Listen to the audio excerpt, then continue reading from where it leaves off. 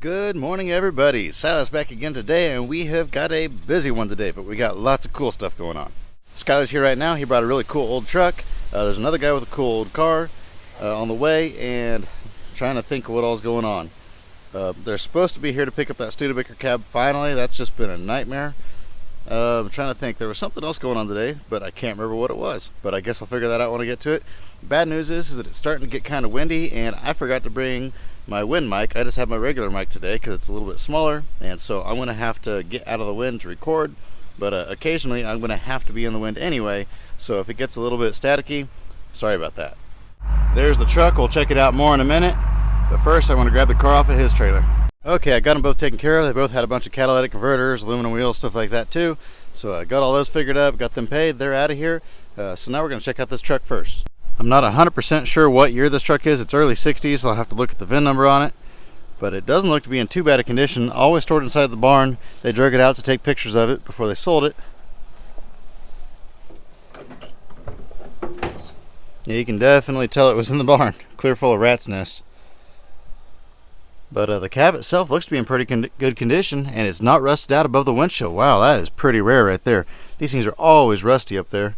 Looks like it has just a few little tiny bubbles. Probably some pinhole rust. But the floors look pretty solid. The cab looks really solid. Got a little bit of rust back there.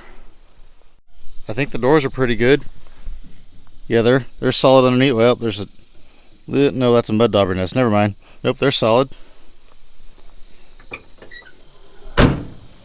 It's a little bit kinked or something right there. I can't really tell what's going on. Looks like it's folded out maybe a little bit, but that ain't too bad. It's got a really good colorful blue and white nose, so that'll sell for pretty good money as wall art for sure. Let's see what else we got on this side. Yeah, this side of the cab's pretty good too. Yeah, not bad at all. 86,000 miles on the odometer. Huh. That's pretty crazy. That door doesn't shut all the way. There we go. Yeah, these people said they were cleaning up the farm, getting rid of stuff. It hadn't been used in 20 years, so they drug everything out of the barn and threw it on there. I wish it was closer because they had a bunch of nice high-end farm equipment. I mean, it's older stuff, but it's all name brand stuff, John Deere, whatnot, and it's all in good condition, just needs new tires and cleaned up. But man, it was way out in the middle of nowhere. That's why I had Skyler go get this for me. But offered him $700 for this truck, and they said sure, no problem. So probably should have offered less, but it is what it is. It's got a 6-cylinder in it. If I had to guess, if it's original, it's probably a 261, although it could be a 235, and it may not be original anyway. But a lot of these early 60s trucks had 261s in them.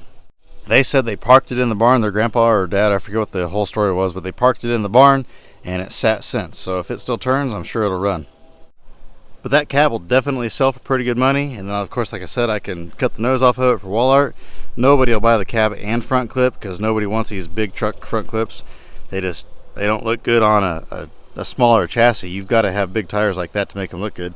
And so there's just nobody really does that, which is kind of unfortunate because that is a really nice front clip, but it is what it is. Next up on the list is a 1978 Mercedes. This one here was headed for the scrapyard. I paid him a little bit over scrap to not scrap it and bring it to me instead because he's from out of town, so he just usually hauls his stuff elsewhere. But he said that if I gave him X amount, I forget what it was, I think it was $400, that he would bring it to me instead of scrapping it. So I bought it. I don't really know why. It's just kind of a neat little car. I don't even know what it is. It's Mercedes, but what model? 450 SLC. Huh. Yeah, it's not too bad of a car, but I mean, it's just been sitting out on a field. The windows don't roll up. It's electric windows, so it's been rained in a little bit. It's had mice in it, it looks like. So I don't know. It's probably not worth anything. I'll probably have to just wind up crushing it at some point in time anyway, but I'm sure there's at least a few parts on it I can pull off or something like that in the future when it cools down a little bit. One thing this car has going for it is that I did get the title to it. Cars like this in a lot of places are really hard to get a title for, especially once they get to a certain year. I know some states, if it's old enough, it's really easy to get a title, and if it's too new, it's really hard to get a title, and everywhere in between. But for now, I'll let it sit back here, and if I can't find a home for it, like I say, I'll probably pull some parts off of it, maybe make some wall art out of it. I don't know. I really hated to see it get crushed, but like I said, I may be the one that ends up crushing it at some point in time. But at the very least, check out that nose. That would make a really cool wall hanger. But I'll try to sell the whole thing first, but if there's no interest, then we'll go ahead and chop it up later. Skylar's bringing me another old car that I'm buying from him. He should be here any minute now. I'm gonna get that unloaded, and then I've got to run a few errands, and it's just been a crazy day, and then it's a million degrees on top of that. But I think this afternoon it's gonna slow down a little bit more to where I can actually make this video like I wanted to. And there it is, 1941, I think, Chevy, two-door sedan. All the chrome's inside it. It's a complete car. It's supposed to run, but I don't know nothing about that. He bought it at an auction a while back and got tired of it sitting in his yard, so he brought it and sold it to me. Here it is. They started doing body work on it years ago. The guy that owned it, that had the auction, well, he passed away, and he was actually driving this car back and forth to the body shop.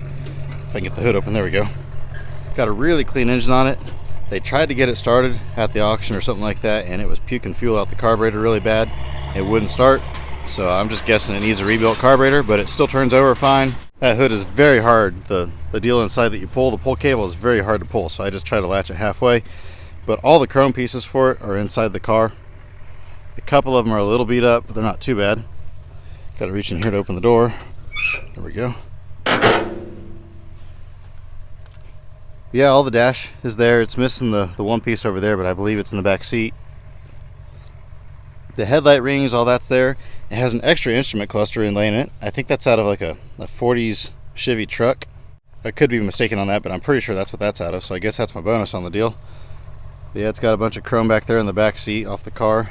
The floors are rock solid in the thing. The only thing that's kind of weird is somebody cut the door panel off and then welded it back on, so I guess that was the lazy way of working on it. Yeah, the body's pretty nice. It's got one little damaged spot here where they tried fixing rust or something. I don't really know what's going on there. And then it's got a lot of surface rust on it where they took off all the paint and never primered it. But that's not too bad. The trunk lid has a little bit of damage here where they started doing something with it. But overall, really, this body is very solid. There's a bunch more chrome. All the window trim. The tag bracket. Colorful Colorado, 1959. That's kind of a cool tag.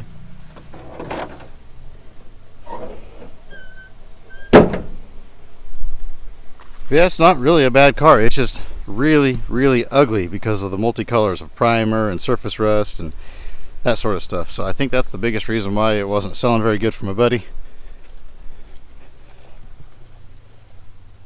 And right now he's living on disability because he got hurt, and so he can't work his job. So he just needed some extra money, so he sold it to me for what he had in it.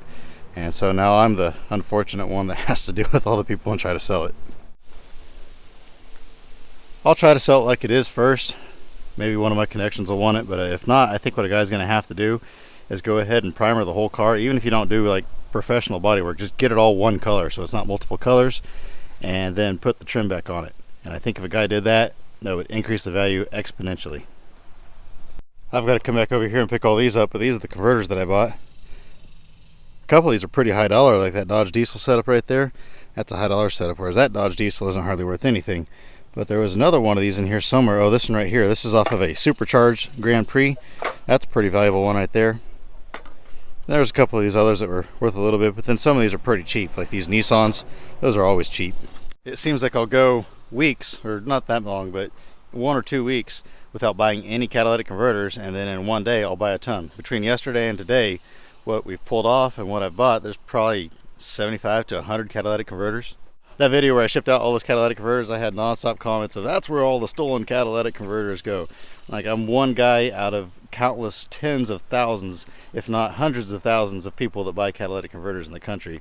But because I'm the only one brave enough to actually put it on the internet, I'm automatically where all the stolen ones go. That was just kind of funny to me. But all joking aside, most of the converters we buy, I mean, probably 95% of the converters we buy are from businesses that deal in scrap cars, that deal in like muffler shops, automotive shops, people like that are legit businesses that have legit converters. They're definitely not stolen. The remaining 5% of converters, we register every converter we buy, the person's ID, what type of car they were driving, everything about them with the state of Kansas, and then we have to keep the catalytic converters for, I forget how long it is. We usually keep them extra just to be sure, and then after that we can sell them, but we've never had one come back stolen. But we pay with a company check, and people know that I don't mess around, I don't pay cash.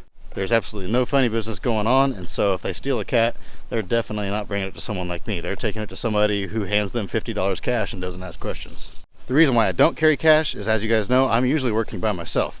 And so it's happened a lot over the last 5-6 years where people will come in with machine guns, like actual machine guns, and rob salvage yards of their cash. And while I do carry protection, I would rather not have to even worry about the entire situation. So just everybody knows I don't carry cash. Like right now, I think I have $5 in the truck. That's all I've got on me. And good morning, I'm back again. Yesterday was just so insanely hot that my cameras both overheated. So I was not able to record anything after I left for lunch. Not a whole lot of exciting stuff happened anyway. For lunch, I went to a pawn shop. They were getting out of selling bang sticks. You got to be careful how you talk about those on here because YouTube's kind of sensitive, so you got to be really careful. But anyway, they were selling them at their cost. So of course I had to go in there and buy 4 of them. That way I can have some fun out at my place. I wish I could make a video out of that, but unfortunately I cannot do that because, like I said, that will not fly on YouTube. But anyway, after I did that, I had to run some more errands. Then I went back out there and I worked out there for a while, and it was just too hot. I couldn't record anything. But now it's the next day, and I'm here at the main yard where I usually work. I haven't been here for a while now. It's been 2.5 weeks since I've actually done anything here, so the road is completely full. I believe all of these cars were here on my last video, but all of these cars are new, and then there's some more way over there as well. I'm not entirely sure where all these came from. Here's another Jeep kind of like mine, Cherokee Sport. Not sure what year these are. I think these are actually about the same. Not entirely sure, but I'm selling mine, so I guess it doesn't really matter. I'm just going to go ahead and crush both of these. This car stinks. Must be a fairly recent burn job because it absolutely reeks. And last but not least, we got this old van here. I'm thinking this is going to make pretty good storage. Oh yeah, it's got nice shelves in it already. This will make really good storage. I just got to clean it out a little bit. Definitely a good deal here. I like it when these come in for scrap. Fun times. I forgot that the battery is underneath the back seat of these. So I've got to dig in all this burnt nastiness and attempt to get the battery out of this car.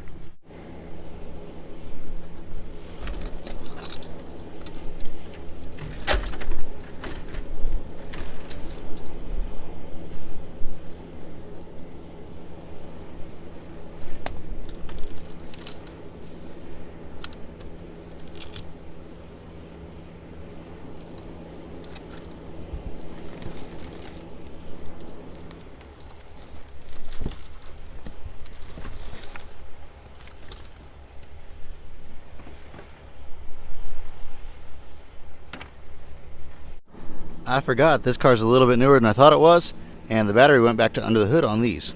The older ones had it under the back seat, so I just dug under there for absolutely no reason. The battery's actually right there, and all the acid's gone out of it because it's half melted, and instead of getting covered in black junk trying to get that out of there, I'm just going to go ahead and rip it out with the loader.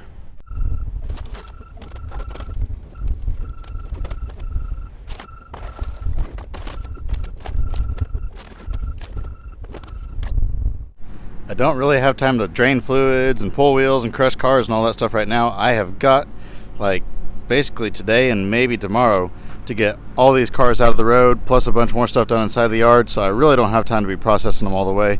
I wish I had somebody to help me, but unfortunately I don't, and I can't find anybody right now just because of the weather. Once again, it's so hot that not only do cameras not work, but people don't work either. Everybody has air-conditioned jobs. They don't want to come out here and do this. So just to keep things simple, I'm going to take the cars, I'm going to pull the batteries because I don't like to stack cars with batteries in them. So I'm going to pull the batteries, pull the catalytic converters, and then I'm just going to stack them off to the back. Well, cancel that idea. I forgot I had all this other stuff in here in the way. I've got all these cars right here that are all in the way, those cars over there in the way, so I really don't have a choice. I have to crush cars. So as much as I hate doing that right now, I really don't have time. I I'm lost.